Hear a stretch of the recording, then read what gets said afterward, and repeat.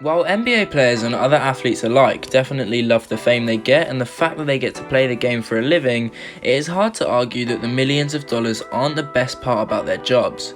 Most of the players in the NBA see more money by their early 20s than most of us will see in our entire lives. So, while they have all this money, that doesn't mean they automatically know what to do with it. The opposite is actually true a lot of the time. Throughout the history of the NBA, players have purchased some very strange, weird, or just plain unnecessary things. So that's why in today's video, guys, we are going to be talking about the top 10 crazy expensive items bought by NBA players. At number 10, guys, we have Jarrett Jack's shoe collection. While having a shoe collection is a pretty common thing and isn't inherently weird, Jarrett Jack might have gone a little too far with this.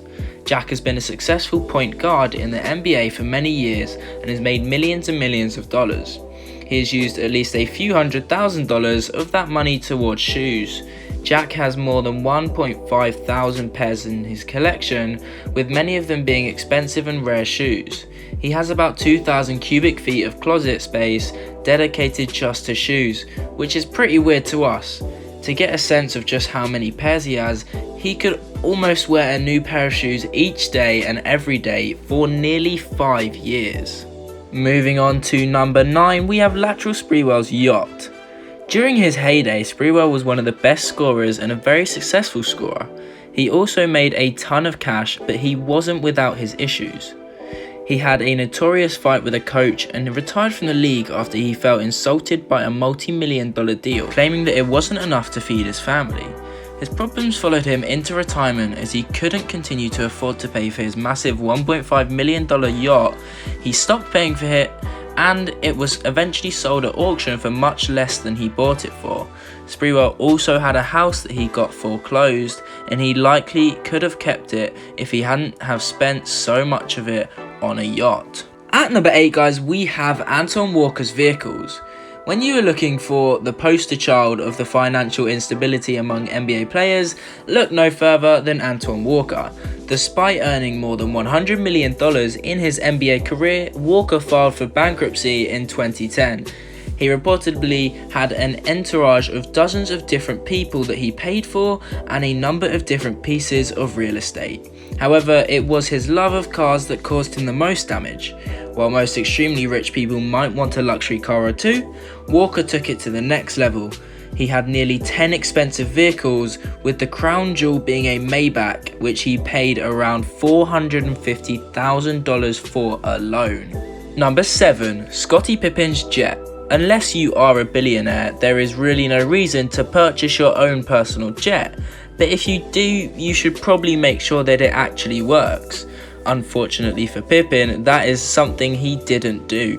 In 2002, Pippen thought it would be a good idea to purchase a 4.3 million Gulfstream jet. However, instead of getting a jet to fly around the world with, Pippen got a grounded jet that still needed about $1 million in repairs so it could fly. It was grounded for years while Pippen sued his own lawyer for missing the inspection on the plane. Pippen eventually got paid $2 million for the deal, but was still in the hole for over $2 million. Why you wouldn't make sure a plane can fly before you buy it is beyond me. Number 6. Shaquille O'Neal's Superman items. While everyone seems to have a nickname and many love theirs, Shaq's love for his Superman moniker goes pretty far. Not only that, but he is a huge fan of the Superman brand, and if you know about some stuff he has bought, this shouldn't surprise you. He has a Superman themed bed, an SUV branded out with Superman and more.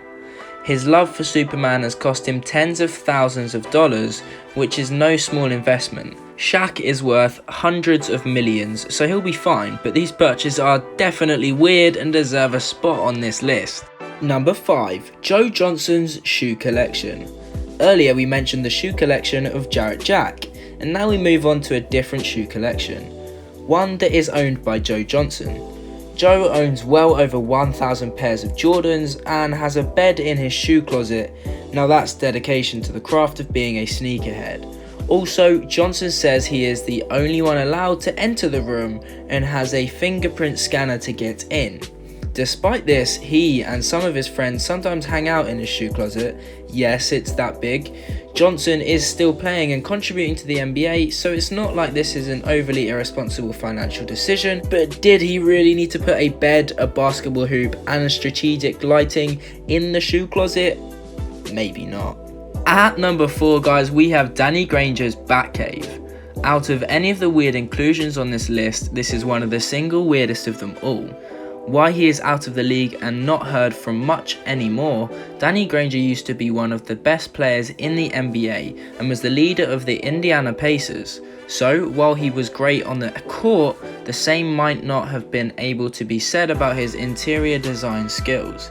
Instead of making normal additions and improvements to his home, Granger decided to build a Batcave in his New Mexico home, completely underground and compete with a rotating parking spot for his car.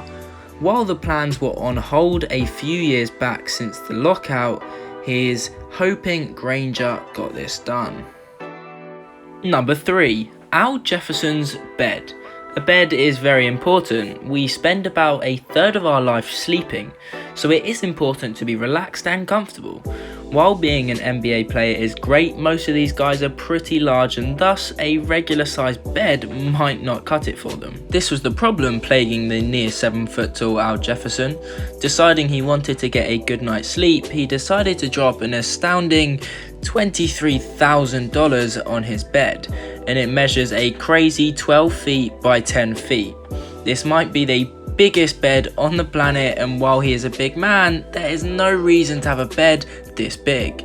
This bed is bigger than some people's rooms. At number 2, we have Allen Iverson's jewelry. Allen Iverson was the player that got many different fans into the NBA, and he was an incredibly popular and successful player during his well over 10 plus years in the NBA. He will go down as one of the most prolific scorers ever and will always be remembered as a star. However, despite all his fame and love from fans, he has struggled financially a bit since his retirement. Sure, he has a flashy lifestyle, drives flashy cars and pays a lot of bills, but it is also his jewelry that has cost him a pretty penny throughout his life.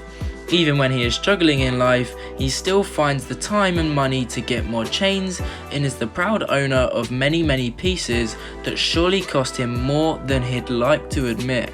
And finally, guys, at number 1 we have Marquise Daniels' chain.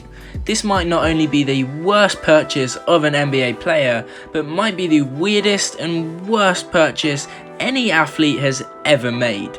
Marquise Daniels was never a star in the NBA, but was a solid bench player for many teams. In 2009, Daniels was a member of the Milwaukee Bucks and wanted a piece of jewelry. Instead of getting something normal, he got a 3D printed necklace that featured his own face. While it was never announced how much it was, based on the price of diamonds and gold along with labour, this piece of jewelry likely cost over $50,000. That is far too much for a piece like this, especially when he didn't even make as much as many NBA players do. That's going to wrap it up for today's video, guys. If you did enjoy this one, don't forget to hit that subscribe button, share the video, and of course, like the video as well. I'll see you in the next one. Peace.